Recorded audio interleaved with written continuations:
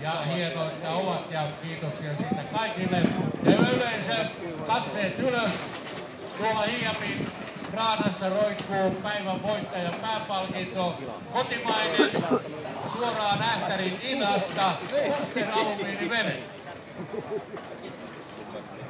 Eli hyvät ystävät, tuo meidän legendaarinen Mela on vihdoin ja viimein saanut sitten myöskin oikein fyysisen veneen kumppanikseen tänne.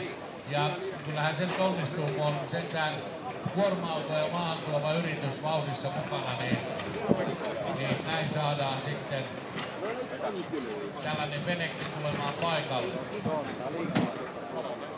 Kai Sireen tekee hyvännäköistä jälkeä, niin tekee kyllä Tero Enbuskakin, mutta kysytäänpäs Arto Moilaselta, tuossa äsken karkasi pari puuta kourasta, se on minuutin so.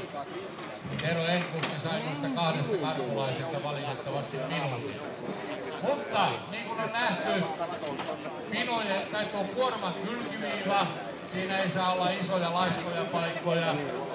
Ja 30 senttiin saakka saa olla puut sisällä kontra ulkona tuolta perästä. Kun mitataan, sen yli tulee aina pitkällä olevasta puusta sekunti mittanauhalla tai mittapuulla, semmoisella puisella mitalla mitataan.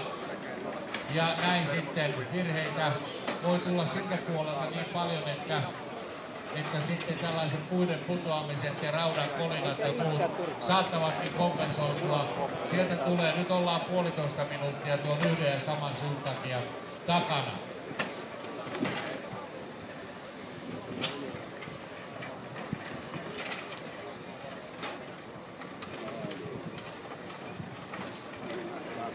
Joo, mä jo tässä ehdin epäillä, että onko tässä ykkösauton puissa jotain vikaa, mutta kyllä oikeasti vaan pojat ottaa kovia riskejä ja hirveitä kourallisia kahmaloivat tuosta. Ja sitten kun kaikki ei pysy, niin käy näin, kun kävi tässä Tero Enbuskalle.